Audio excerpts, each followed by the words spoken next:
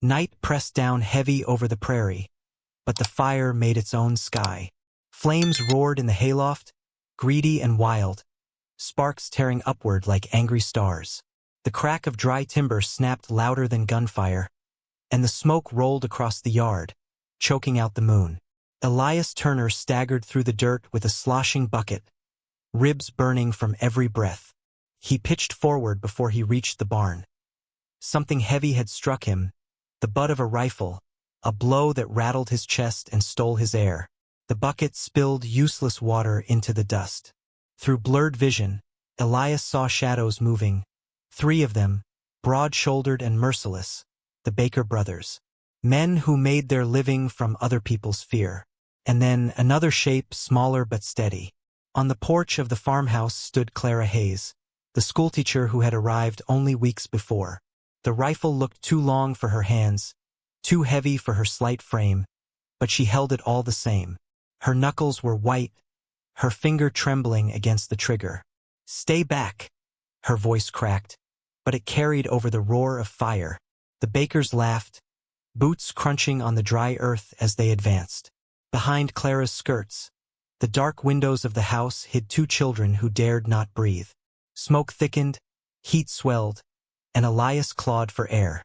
He tried to push himself up, but pain locked him against the ground. He could only watch as the fire ate his world, and the woman who came only to teach now stood between killers and his family. The fire was not the first thing to take Elias Turner's breath.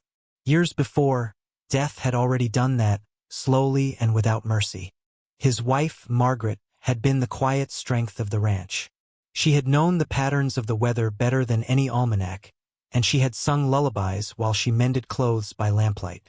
When she was gone, the air in the house seemed to collapse inward, leaving behind an emptiness that no harvest could fill. Pneumonia had stolen her in a matter of weeks. 1 coughing fit too many, 1 fever that never broke. Elias had stood helpless at her bedside, his rough hands useless against her burning skin. He had whispered promises into the night, bargains to God that went unanswered. When the final breath rattled from her lips, the silence that followed was louder than thunder. It settled into the rooms, into the floorboards, into him. After the funeral, neighbors had tried to help. They brought casseroles and blankets, stayed for coffee, said all the words grieving men are supposed to hear. But Elias could not stand their pity. He nodded, thanked them, and shut the door. One by one, they stopped coming. The children, Jonah, only 7, and Rosie, barely 5, clung to him at first. But grief made him hard. He did not mean to be cruel, only practical. There were cows to be fed, fences to mend, bills to pay.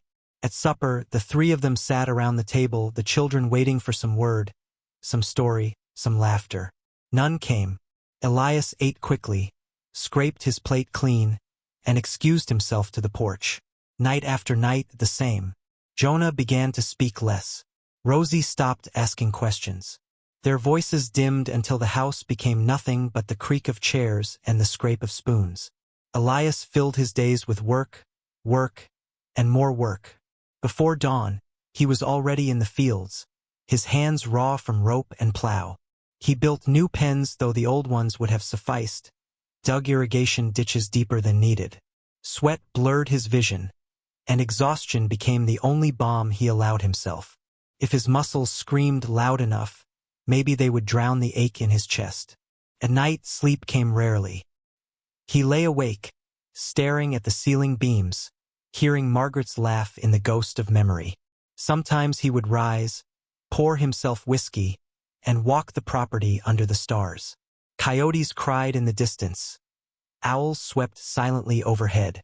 Life went on, indifferent to his loss. The children felt that indifference most of all. Jonah sometimes waited by the barn with a ball he had whittled himself, hoping his father might throw it back just once. Elias rarely noticed. Rosie took to carrying Margaret's scarf, pressing it to her face in secret, trying to breathe in the scent before it faded.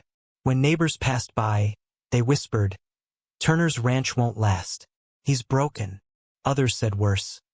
Those poor children, no mother, and a father too lost to raise them. Elias pretended not to hear, but each word cut deep.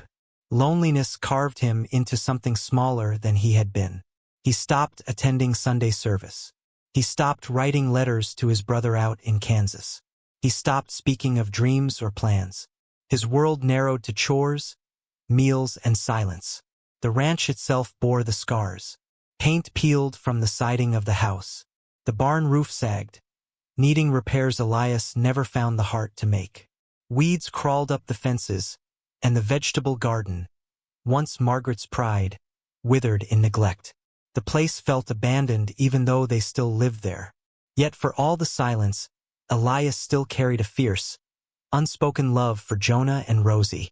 It lived in the way he checked their windows twice each night to be sure they were shut tight, in the way he patched Jonah's shoes in secret so the boy would not see his father's trembling hands, in the way he tucked Rosie's blanket around her when she slept, though he never let her catch him. He loved them, but he did not know how to show it without Margaret's light to guide him. He often thought of her last words. She had gripped his hand weakly, her voice a whisper. "Don't let them grow up in silence, Eli. Promise me." He had promised, tears blinding him. But promises made at deathbeds are heavier than iron. He could not lift this one, so he carried guilt as well as grief. Each day he failed to bring joy to his children felt like another betrayal of Margaret. Yet he did not know how to change. He told himself survival was enough, that keeping them fed, clothed, and sheltered was all he could offer. Survival, not life. By the time a year had passed, the Turners were a family in name only. A man and 2 children under the same roof, bound by blood and loss, but drifting further apart with each silent supper. That was the life Elias led before the knock came. Before the woman with the travel bag and the steady eyes stepped onto his porch and spoke words that would shake the dust from the silence. "I heard your children need a teacher." The knock came at twilight, just when the sky bruised into shades of purple and gray. Elias had been sitting on the porch, his hands calloused, his eyes tracing the horizon for the first hint of evening's chill. The wind stirred dust across the yard, tugging at loose shingles on the barn. He had hoped the day would end quietly, as they always did, without surprises, without visitors. But this knock was sharp and firm, carrying a cadence that pierced the silence of his life. Elias's first thought was caution, then suspicion, then a quiet dread. Visitors brought news, often bad news, of neighbors, debts, or trouble on the road. He rose slowly, rubbing the stiffness from his shoulders, and crossed the wooden porch. Standing there was a woman, not a neighbor, not someone he recognized from the town or the post office. She carried a travel bag streaked with dust, worn leather buckled across her shoulder. Her coat was simple, patched at the elbows, yet she held herself as though she belonged anywhere, anytime. Clara Hayes, she said her name was. Her eyes were steady, but there was something in them, a firmness, a resolve, that made him tighten his hands on the railing. "I heard that your children need a teacher," she said, her voice carrying just enough warmth to unsettle him. Elias hesitated. His first instinct was to refuse. He had not sought company. He had barely managed the silence of his own household. And yet, behind her, 2 small forms shifted uneasily in the shadows. A boy and a girl, pressed close to the woman's side, faces pale from both sun and fear. Jonah and Rosie, the children he loved, yet had failed to comfort in months of mourning. They had lost more than their mother. They had lost direction, affection, and the simplest guidance of childhood. Their eyes, wide and watchful, took in Elias with a quiet plea he could not ignore. Jonah, the older of the 2, clutched his sister's hand, knuckles white. Rosie's small frame trembled, and the scarf she held to her chest smelled faintly of lavender. A token from the past, perhaps Margaret's own. Elias wanted to turn away. He wanted to say no. He wanted to retreat into the walls he had built around himself. But something in their posture, in the way they clung to the stranger, pierced the armor of years he had forged in grief. "Your children," Clara continued, her gaze sweeping the porch with calm determination. "They deserve more than silence. I can teach them. I can help." Elias's voice was rough, a rasp from disuse, the way silence thickens the throat. "One night," he said. "Just one night. No more. If it works, fine. If not, they stay as they are." His words were harsher than intended, but they were all he had. He did not know how to invite care into his home, only how to limit it. Clara nodded once. No argument, no pleading. She simply lifted her bag, set it near the door, and glanced at the children. "We'll start tomorrow." The children's relief was instantaneous, almost audible in the way Jonah exhaled, shoulders relaxing slightly. Rosie's small smile was tentative, but it was the first thing like it that Elias had seen in months. A spark of life he thought had died in their household flickered into existence. The first night was awkward. Clara unpacked simple supplies, a few notebooks, pencils, and books, while the children watched, fascinated and cautious. She spoke softly, explaining that lessons could be fun, that learning was not just for adults, that mistakes were acceptable. Jonah listened, skepticism slowly softening his face.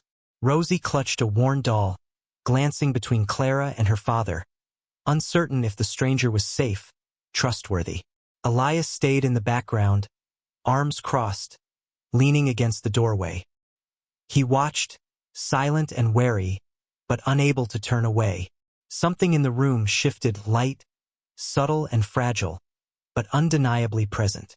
The house, filled only with the echoes of absence, now hummed with the quiet promise of something different. Then came a small moment that broke him more than any words. Jonah reached out during a lesson to offer Clara a bandage, his small hand pressing it gently into her palm. "You hurt your hand," he said shyly. Clara looked down at the red mark along her wrist, then up at the boy. She smiled. A real smile, the kind that carried warmth into the corners of a room that had never known it. Elias felt a pang so deep it made his chest ache. This boy, this child he had raised, nurtured in survival rather than care, had found a bridge to trust faster than he ever could. And the bridge was not built from orders or punishment, but from kindness. He allowed himself a cautious exhale. He nodded once, almost imperceptibly. Tomorrow Clara would teach. Tomorrow perhaps she would stay. By sunrise, she had made a small corner of the room her own. She laid books neatly on the table, aligned the pencils in a row, and whispered encouragements to the children, coaxing them to try, to imagine, to learn. Elias watched the quiet transformation, a slow dawn creeping into a home that had known only dusk. He realized, in a way that startled him, that for the first time in a year, the house did not feel empty. A strange woman had arrived not to demand, not to judge, but to bring warmth, guidance, and care. And in doing so, she had begun to fill the spaces he had feared would always remain hollow. By the end of that evening, Clara stood in the doorway, looking at Elias without fear, without hesitation. He found himself standing straighter, taking in her calm resolve. Something shifted in his chest, a crack in the wall of grief, just wide enough to let hope through. The children slept that night with dreams lighter than before, unburdened for the first time in months. And Elias, leaning against the porch railing, listened to the quiet stirrings of the house. He knew, though he did not yet admit it, that life as he had known it was changing. That a visitor, a teacher, had arrived. And with her, a promise of warmth he had long believed lost forever. The wind outside stirred once more, tugging at the rafters, whispering of possibilities. And in that quiet hour, Elias Turner allowed himself to imagine what tomorrow might bring. The days that followed were quiet in their own way, measured in small victories rather than grand events. Elias Turner, accustomed to the rhythm of work and the weight of silence, began to notice things he had not allowed himself to see in months. Clara Hayes was no ordinary visitor.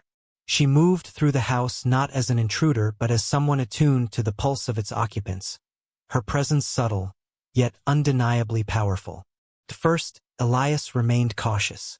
He watched from the edge of the room as she arranged the children's lessons, adjusted their posture, and encouraged them with a soft voice that carried no judgment. His tone, when he spoke to her, was clipped, distant, as if words themselves were a wall he could not tear down. "One night," he reminded her, echoing his initial decree. No more than that. Clara did not argue. She simply nodded, her eyes steady, and continued her work. Her hands were gentle, her movements deliberate. She made no attempt to overstep, yet she filled every corner of the room with the warmth Elias had thought lost forever. The children responded immediately. Jonah's shoulders, so often hunched, began to straighten. Rosie's wide, uncertain eyes grew bold with curiosity. It was Jonah who first breached the invisible wall Elias had built around himself. During a quiet lesson on anatomy, the boy noticed Clara wince as she tied a book to keep it from falling. Here, Jonah said, holding out a small bandage he had found in the kitchen drawer. You'll hurt yourself. Clara's gaze softened. She accepted the offering, her fingers brushing the boy's in a fleeting, tender connection. Thank you, Jonah, she said, her voice warm. The moment was simple, yet profound. A bridge forming between the past of loss and the present of hope. Elias stood by the doorway, chest tight, realizing that the boy had acted with more care in one instant than he himself had in months. He began to see the subtle changes in his children. Rosie, who had been so fearful of the world, began to ask questions about the books Clara read to her. Jonah, who had once withdrawn into silence, started sharing stories he had made up, his imagination unfolding in ways Elias had never encouraged. Clara did not force the change. She guided it, quietly and insistently, showing the children a world beyond survival, a world of possibility. Elias felt a stirring within himself. It was not sudden, not dramatic. There were no fireworks, no declarations. It was a quiet realization that this woman, who had arrived at his doorstep uninvited, was not a threat. She was a healer, a teacher, someone who could touch lives he had feared beyond repair. One evening, after lessons had ended and the children had gone to bed, Elias approached Clara on the porch. The sun was dipping below the horizon, painting the sky in shades of amber and rose. He leaned against the railing, watching the way the wind stirred her hair, the way her eyes caught the fading light. You're doing good for them, he said, his voice rough but sincere. Better than I could have. Clara turned to him, a small smile playing on her lips. I only do what I can, she replied softly. They just need someone to notice them. That's all. Elias nodded, something heavy in his chest loosening slightly. For the first time in a long while, he allowed himself to hope that perhaps he could trust someone again. Not completely, not yet, but enough to let another human being into the quiet chambers of his home. The next morning brought another subtle shift. Elias found himself speaking to Jonah as he prepared breakfast. Eat slow, son. Don't choke, he said, and the words felt strange in his mouth. Not harsh, not commanding, but caring. Jonah looked up, surprised, and nodded. Rosie, watching from the corner, smiled shyly, and Elias felt an unfamiliar warmth at the sight. Clara noticed the change too. She observed Elias's tentative interactions with the children, his hesitant smiles, his awkward attempts at conversation. She did not comment, did not push.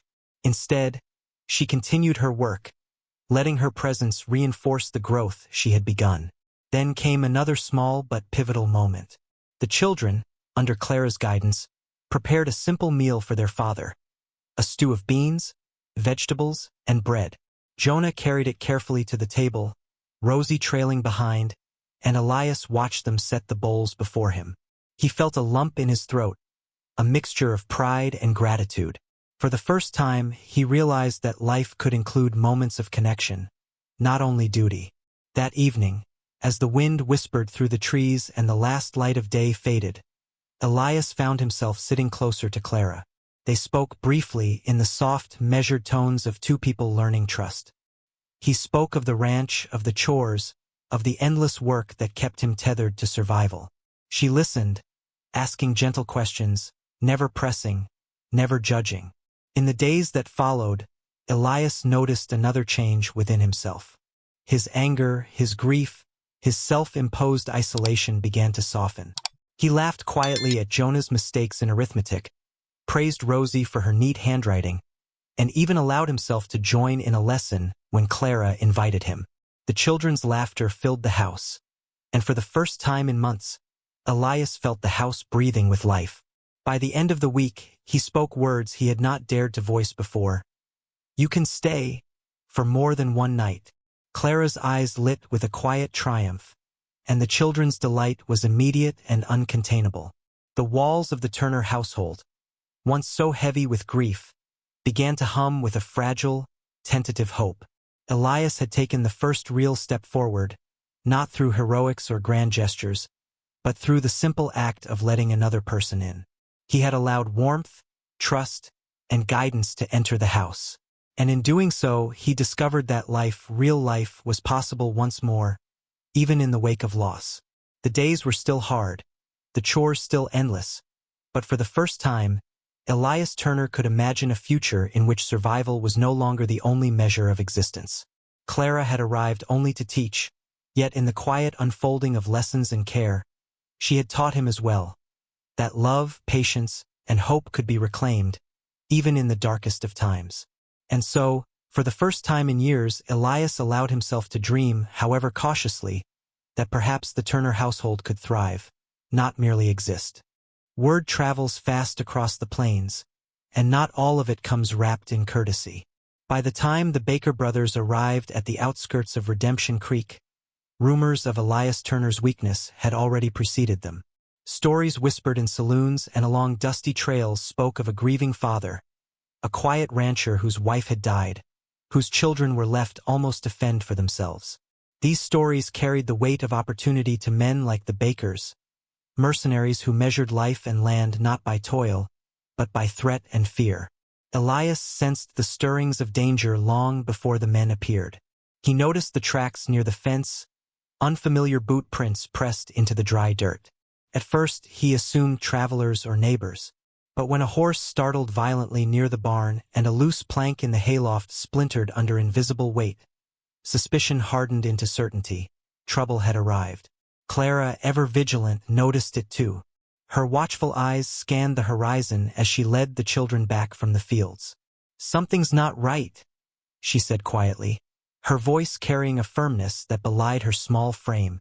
Jonah clutched her hand, Rosie pressed close, and Elias felt the first pangs of protective fear he had not felt since Margaret's death. The first confrontation came in whispers, shadows, and threats rather than open violence. A note slipped under the door, rough handwriting spelling out a warning. "Turner, hand over the land or pay the price. We'll be back at dusk." Elias tore it in two before the children saw it. He did not speak of it, but Clara noticed the tension in his shoulders, the rigid set of his jaw. Days passed with a restless undercurrent. The baker's presence was not overt, but it lingered like smoke. Felt, feared, impossible to ignore. Clara took it upon herself to check on the children constantly, to ensure their lessons were completed and their fears soothed. Jonah and Rosie grew anxious, watching their father pace, watching the horizon for signs of men who had no regard for life or innocence. Then, one evening, Clara made a discovery that shook the household in ways Elias could not yet process. She was tidying the attic, dust motes catching the sunlight in her careful sweep, when she found a chest tucked beneath old blankets. The wood was worn, the lock broken, revealing papers and letters neatly stacked inside. They were Margaret's writings. Notes, plans, dreams of building a school for the children of the prairie, a place where learning could flourish beyond the walls of survival. Clara read the letters carefully, understanding the stakes. Elias had hidden more than grief in the chest.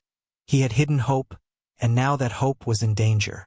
The Bakers did not want only the ranch. They wanted control of its future, the dreams that Margaret had planted, the safety of the children. Clara understood immediately. Flight was an option, but it would leave Jonah, Rosie, and the dream itself vulnerable. The children sensed the tension before Elias voiced it. Jonah, now braver than he had been when Clara first arrived, asked quietly, "Are the Bakers coming?" Rosie, smaller, clung to Clara's skirts, her wide eyes seeking reassurance. Clara knelt, meeting their gaze. "We'll face them," she said, her tone calm, steady. "We have to be brave together." Elias watched her, chest tight. The woman he had hesitated to trust, who had entered his house only to teach lessons, had now assumed a role he could scarcely imagine. She was not simply a teacher. She was a guardian, a strategist, a protector of dreams. And he realized something he had not admitted. Without her, the children, and perhaps the future, would be defenseless. Plans were made. Clara organized hiding places, stockpiled supplies, and prepared for confrontation. Elias taught her the land, the barns, the fences, the hidden paths through the tall grass. Together, they prepared for the day when the Bakers would come, not as rumors or shadows, but as a tangible, violent threat. The tension built steadily. A tight wire stretched across the horizon. Dusk fell each night with a sense of inevitability, the kind that makes hearts pound in chests that have learned too much fear. Clara's presence became more than comfort. It became strategy, guidance, and hope. She studied the children's movements, trained them subtly in staying quiet, in knowing when to hide, in understanding that survival sometimes required more than courage. It required cleverness. Elias, for the first time, allowed himself to plan beyond immediate chores and survival. He practiced responses, assessed his own strengths and weaknesses, and realized that for all his work with the land, he was not prepared for men like the Bakers. Yet, with Clara at his side, the children protected, and Margaret's dream in his heart, he began to feel a flicker of resolve. The Bakers' arrival could not be stopped by words, by wishes, or by silence. Rumors had summoned them, greed had drawn them, and violence was inevitable. The threat was no longer abstract. It loomed at the edges of the property, in every shadow, in every gust of wind that shook the trees. And yet, the Turner household no longer felt helpless. There was fear, yes, but also courage. A strategy had taken root. Clara had turned her discovery of Margaret's letters into a plan of defense. The children, for all their youth, were part of that plan. Elias, for all his years of isolation, found himself willing to stand, to fight, and to protect what remained of his family and his wife's legacy. As the sun set on the 5th day since Clara's discovery, the prairie seemed still, as if holding its breath. In the distance, dust rose in the shape of approaching men. The Baker brothers were coming.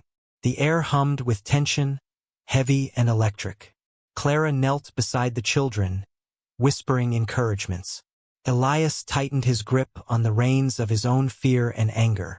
They were ready, or as ready as anyone could be when fire, greed, and violence waited at the gate. The threat had grown, yes, but so had their courage, and for the first time, Elias Turner did not feel entirely alone in facing it. The house, the children, and Margaret's dream were all at stake. And Elias understood that when the Bakers arrived, there would be no turning back. Night fell like a blanket over the prairie, heavy and suffocating. The sky had turned the color of bruised steel, and the first stars shimmered faintly through the haze.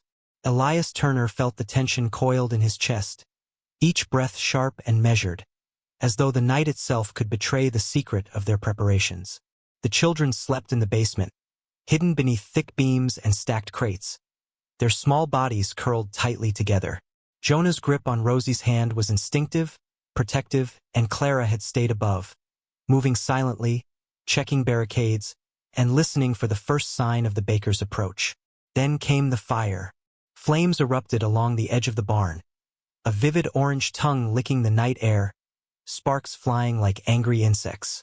Elias had barely turned the corner of the house when a shadow emerged from the darkness. The Bakers. The eldest swung a rifle, striking him across the ribs with the butt. Pain exploded in his chest, breath stolen in a ragged gasp. He collapsed to the ground, coughing, wheezing, every nerve screaming, but still aware of the danger. The other two advanced, confident, cruel, their eyes glinting with greed and menace. Clara emerged from the porch, the rifle steady despite trembling fingers.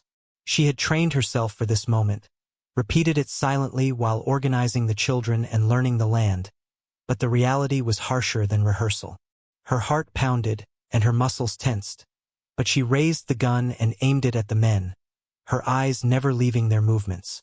"Stop!" she shouted, her voice cutting through the roar of fire and crackling timber. "Leave now, or you'll regret it." The bakers paused, startled. They were not accustomed to women who challenged them, much less schoolteachers armed with nothing but courage and a rifle. One laughed, a sharp, cruel bark, stepping forward. "Or what, lady? You gonna shoot us?" Clara did not flinch. She did not lower the gun. Her gaze flicked to Elias sprawled on the ground, to the basement where Jonah and Rosie were hidden, to the chest of Margaret's letters that symbolized more than wood and paper. It represented hope, future, and a life worth protecting. She raised the rifle just slightly, fired a shot into the air. The sound cracked through the night like thunder. Horses whinnied and stamped in the distance, frightened by the report. Dust and sparks rose as the three brothers stumbled back, confusion and fear rippling through their ranks. They had expected an easy conquest, a house of widows and children trembling behind locked doors. Instead, they faced determination, strategy, and the courage of someone who would not flee. Clara's voice rang again, firm, unwavering. "Go! Leave this place. You are not welcome here." The bakers exchanged uncertain glances. Their confidence, born of cruelty, faltered. Flames reflected in their eyes, but the sight of the teacher standing fearless, the thought of the hidden children, and the crackle of the fire pressing closer forced them to reconsider. One by one, boots pounding the ground, they fled into the night, swallowed by darkness and dust, leaving behind fear and the echo of their retreat. Elias, still gasping for air, tried to rise. Clara ran to his side, steadying him. His ribs were bruised and aching, but the relief flooding his chest was stronger than the pain. He pressed a hand to the ground, then to Clara's arm, silent gratitude passing between them. The children emerged from the basement, blinking at the night, their faces streaked with soot and tears. Jonah ran first, throwing himself against his father. Rosie clung to Clara, the warmth of her presence a tether to safety. The fire continued to burn, consuming hay, splintering wood, and licking the edges of the barn.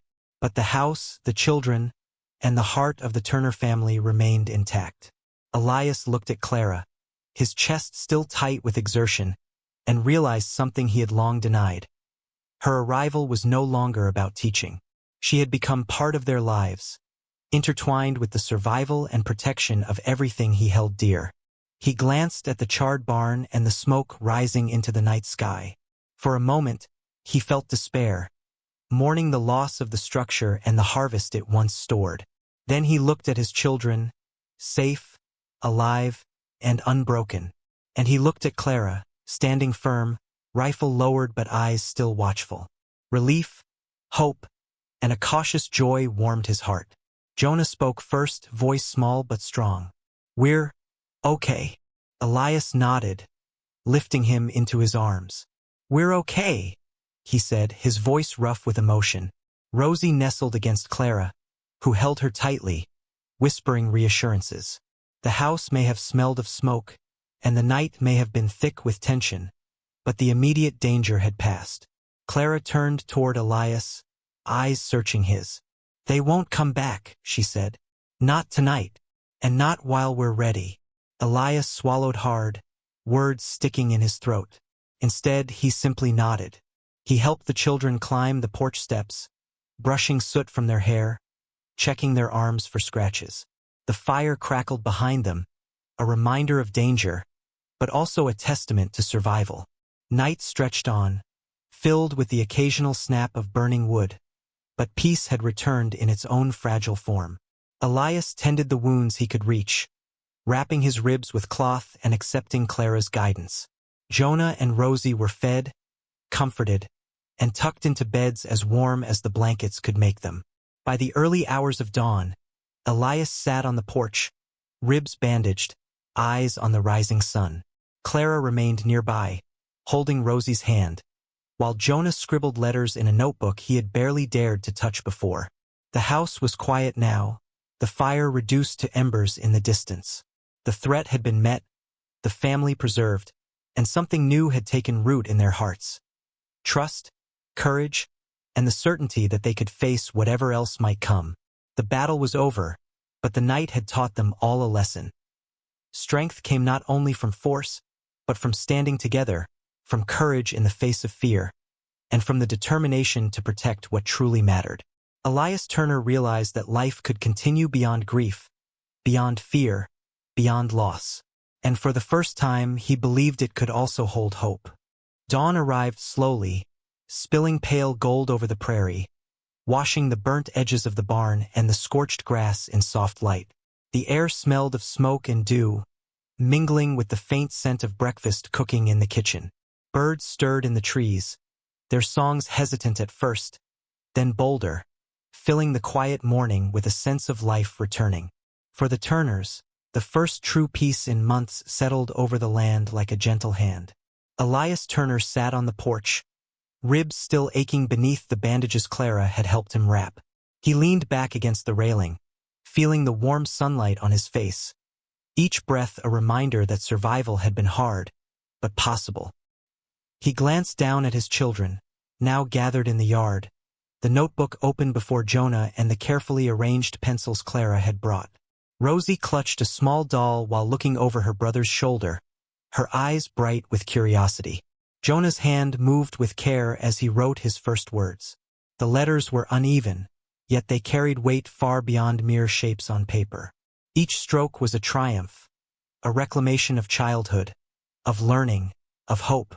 Elias watched silently, feeling a swell of pride that made his chest tighten, not with pain, but with emotion. The boy had begun to find his voice, and with it, his confidence. Clara sat nearby, a calm presence as she guided Jonah's hand gently over the pencil, correcting posture and encouraging effort without ever scolding. She smiled softly at Rosie, who leaned into her shoulder as if she had always belonged there. Elias realized that Clara had accomplished more than teaching. They had found safety, structure, and the beginnings of joy under her care. Beyond the yard, the remnants of the burned barn stood as a memory of the recent violence, but they were not a symbol of defeat.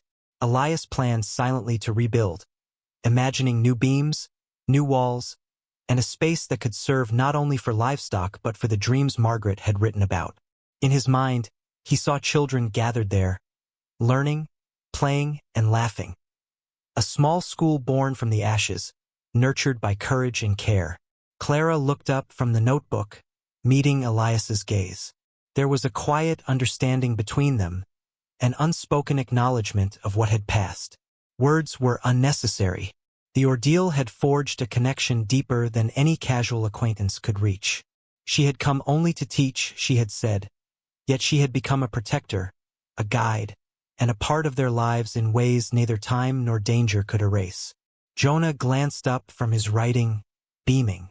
"Papa," he said, voice tentative but confident. "Look, I wrote my first sentence." Elias leaned closer, reading the uneven letters.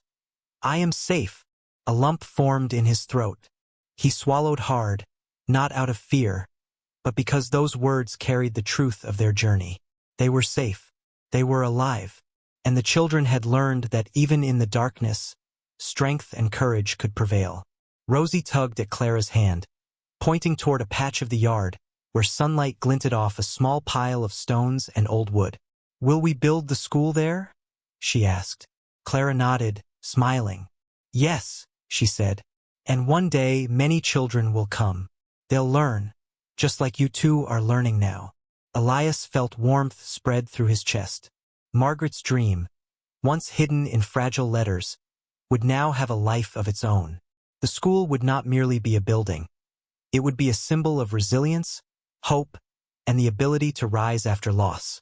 He saw Clara's eyes reflect the same vision, steady and filled with determination, and realized she had become more than a teacher. She had become part of their family, inseparable from the land and the children she had chosen to protect. The morning continued gently, unhurried. Clara guided Rosie and Jonah through simple exercises, letters, and counting, while Elias prepared a breakfast of eggs and bread, the scent drifting across the yard and mingling with the fresh air. Laughter began to return to the house, subtle at first, then growing as the children regained confidence and freedom to express themselves. The echoes of grief, while not entirely gone, were softened by the rhythm of daily life and the security of their shared presence. Elias turned his gaze to the horizon, where the rising sun bathed the prairie in gold. He thought of the night that had passed, the fire, the confrontation, the terror of nearly losing all that remained of his family, and felt a sense of calm settle over him. The Baker brothers had fled, the children were safe, and a new chapter had begun. He realized that trust could return slowly, cautiously, and that courage could emerge even in the most ordinary moments, not just in battle. Clara watched the children, then glanced at Elias. Her hand rested briefly on his arm, a silent acknowledgement of shared struggle and triumph. No words were necessary. Everything unspoken carried weight. Together, they had endured fear and danger, and together, they would build something lasting. A home, a school, a life for these children filled with care, learning, and love. In the distance, the small beginnings of the school were visible, beams and stones arranged, plans taking shape. Each piece placed with care symbolized a future reclaimed from loss and danger. The children watched eagerly, understanding in their small way that the world was opening up before them, full of possibilities. Elias sat back, feeling the sun warm his face.